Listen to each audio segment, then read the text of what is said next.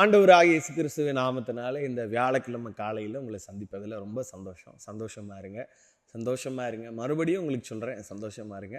கர்த்தருக்குள் சந்தோஷமாக இருப்பது தான் நம்முடைய பலன். இந்த வாரம் என்ன தியானிச்சுட்டு இருக்கோம் அப்படின்னா, இருதயமே திருக்குள்ளதும் மகா கேடுள்ளதுமா இருக்குது அப்படின்னு சொல்லி தியானிச்சுட்டு இருக்கோம். அப்போ இருதயம் சரியாக இருக்கணும்னா இருதயத்தை காத்துக்கொள்ளணும். கடின இருதயம் வேண்டாம், கரைந்து போகிற இருதயமும் வேண்டாம். இப்போது நாலாவதாக என்ன பார்க்க போகிறோம் அப்படின்னா, நியாயாதிபதிகள் 16வது அதிகாரத்துடைய 17வது வசனத்துடைய ஃபஸ்ட்டு பார்ட் இப்படியே சொல்லுகிறது, தன் இருதயத்தை எல்லாம் அவளுக்கு வெளிப்படுத்தி அப்படின்னு சொல்லு. இது யாருடைய வாழ்க்கையில் நடந்தது அப்படின்னா, சிம்சோனுடைய வாழ்க்கையில் நடந்தது. அங்கே வசனம் அழகாக சொல்லுது பாருங்க, தன் இருதயத்தை எல்லாம் வெளிப்படுத்தினான் அப்படின்னு சொல்லி சொல்லப்பட்டிருக்கு. எல்லாவற்றையும் வெளிப்படுத்துகிற இருதயம் டேஞ்சரான ஒன்று. ரகசியங்களை தக்க வைக்க தெரியாது, ரகசியங்களை மூட தெரியாது. நமக்கும் நம்முடைய குடும்ப காரியங்களை வெளியே போய் மறைக்க நம்மளால முடியாது. அப்போது எல்லாவற்றையும் வெளிப்படுத்துகிற இருதயமும் ஆபத்தான ஒன்று. நிறைய பேர் நம்மகிட்ட லைஃப்பில் நீங்கள் நிறைய பர்சன்ஸை மீட் பண்ணியிருப்பீங்க. சில குறிப்பிட்ட பர்சன்ஸ் எப்படி இருப்பாங்க அப்படின்னா, ஸ்கூல்லையா இருக்கட்டும், காலேஜ்லையா இருக்கட்டும், நம்முடைய ஒர்க் அட்மாஸ்ஃபியர்லையா இருக்கட்டும், நம்ம முக்கியமான சில காரியங்களை அவங்ககிட்ட ஷேர் பண்ணியிருப்போம், நம்பி ஷேர் பண்ணியிருப்போம். இதை நீங்கள் அவங்ககிட்ட சொல்லாதீங்க, இது நமக்குள்ள ஒரு காரியம் இருக்கட்டும் அப்படின்னு சொல்லி நம்முடைய பக்கத்து வீட்டுக்காரங்கிட்டையோ இல்லை நம்முடைய சர்ச்சில் உள்ளவங்ககிட்டையோ நம்முடைய ஃப்ரெண்ட் சர்க்கிள்கிட்டையோ நம்ம சொல்லியிருப்போம்.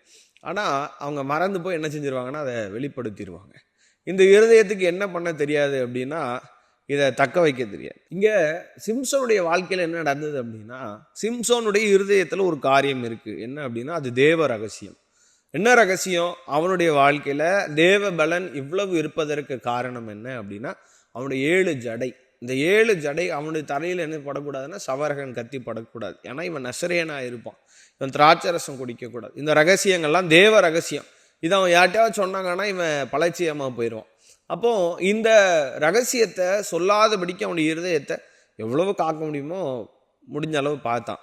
ஆனால் அவள் இவருடைய ஆத்துமாவை விசனப்படுத்துகிற அளவுக்கு கேள்வி கேட்டு பாடாப்படுத்தின உடனே அவனுடைய இருதயம் என்ன செய்யலைன்னா, தாங்க முடியலை. சரி, ஏதோ 1-2 சொன்னேன், நான் திராட்சை ரசம் குடிக்கக்கூடாது அப்படி ஏதாவது ஒன்று சொல்லியிருந்தா கூட ஓகே.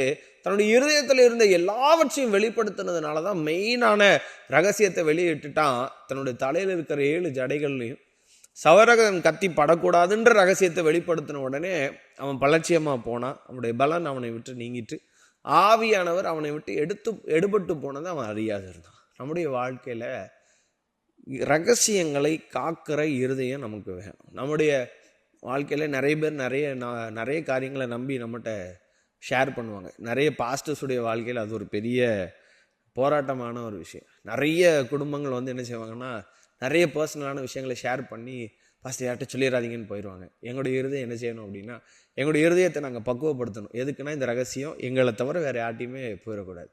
அவங்க சொன்ன நாள் முதற்கொண்டு இந்த பூமியில் நாங்கள் கண்ணை மூடுற நாள் வரைக்கும் அந்த ரகசியம் எங்களுக்குள்ளேயே புதஞ்சு போகிற ஒரு விஷயமா இருக்கணும். அதே மாதிரி தான் தேவ பிள்ளைங்களே, உங்களுடைய இருதயத்தை முழுவதும் எல்லாருக்கும் வெளிப்படுத்தாதீங்க. வெளிப்படுத்த வேண்டிய ஆளுங்களை உங்களோட லைஃப்பில் ஆண்டவர் தந்திருக்கார். உங்களுடைய கணவன் ஆண்டவர் தந்திருக்கார், அவங்களுக்கு நீங்களுடைய இருதயத்தை வெளிப்படுத்தலாம். உங்களுடைய மனைவியை தந்திருக்கிறார், அவங்களுக்கு உங்களுடைய இருதயத்தை வெளிப்படுத்தலாம். ஆனால் உங்களுடைய பிள்ளைங்கிட்ட நீங்கள் போகக்கூடாது.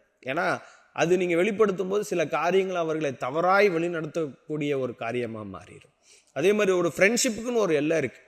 நீங்கள் நல்ல நண்பர்களாக எத்தனையோ வருஷம் நண்பர்களாக இருந்தாலுமே சில காரியங்கள் நம்முடைய இருதயத்தில் கண்ட்ரோல் இருக்கணும். நம்முடைய லைஃபை குறித்த காரியங்களில் நம்முடைய இருதயத்தில் ஒரு ஸ்ட்ரென்த் இருக்கணும். எல்லாவற்றையும் வெளிப்படுத்துகிற இருதயமாக நம்ம இருந்துடக்கூடாது.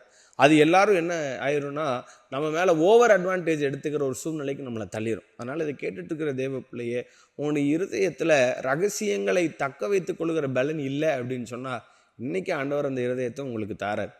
ஏன்னா எல்லாவற்றையும் வெளிப்படுத்துகிற இருதயம் தான் சிம்சோனுடைய வாழ்க்கையில் கேடாக மாறிடுச்சு. அதுக்கப்புறம் அவனுடைய வாழ்க்கையில் என்ன இல்லைன்னா, அவன் அது வரைக்கும் செஞ்ச அற்புதங்களைப் போல அவனால் சந்தோஷமாக செய்ய முடியல, விடுதலையாக செய்ய முடியலை. அவனை மாவரைக்க வச்சாங்க, அவனை ஜோக்கராக மாற்றிட்டாங்க. கடைசியில் அவன் மறிக்க போகிற தருவாயில் தான் இன்னும் பயங்கரமான காரியங்களை செய்ய முடிஞ்சுது. அதனால் தேவ பிள்ளைங்களை, ஒன்ஸ் உங்களுடைய இருதயத்தில் இருக்கிற காரியங்களை வெளிப்படுத்திட்டீங்க அப்படின்னா அந்த காரியங்களை திரும்ப அதை சரி பண்ண முடியாது. அது உங்களுடைய குடும்ப காரியமாக இருக்கலாம், இல்லை உங்களுடைய ஒர்க் அட்மாஸ்ஃபியரில் உள்ள காரியங்களாக இருக்கலாம், இல்லை உங்கள் ஃப்ரெண்ட்ஷிப் நடுவில் இருக்கிற காரியங்களாக இருக்கலாம், அவங்களுடைய உறவுகள் மத்தியில் இருக்கிற காரியங்களாக இருக்கலாம், இல்லை மோஸ்ட் இம்பார்ட்டன்ட்லி கணவன் மனைவிக்குள்ளே இடையே இருக்கிற காரியங்கள், இதெல்லாம் யார்ட்டையும் வெளிப்படுத்தாதீங்க. அது உங்களுடைய இருதயத்தில் மாத்திரம் வச்சிருங்க. உங்களுடைய இருதயத்தில் இருக்கிற காரியங்களை ஒருத்தர் அறிந்திருக்கிறார். தூரத்திலிருந்து அவர் என்ன செய்கிறாரா, இருதயத்தை ஆராய்ந்து அறிகிற தெய்வம் அவர். அவர் இம்மைக்கு மாத்திரம் கிடையாது, தூரத்துக்கும் தெய்வனானவர். அவர் பரலோகத்திலிருந்து உங்களுடைய இருதயத்தை பார்க்குறார், உங்களுடைய இருதயத்தை கண்ணோக்கி பார்க்கிறார். அப்போ உங்களுடைய இருதயம் என்னன்னு அவருக்கு தெரியும். நீங்கள் இருதயத்தில் வச்சிருங்க. உங்களை பார்க்க வேண்டிய தெய்வம் உங்களுடைய இருதயத்தை பார்க்குறாரு. அவர் என்ன செய்யணுமோ கரெக்டாக செஞ்சு உங்களை ஆசீர்வதிக்க போகிறார். God bless you.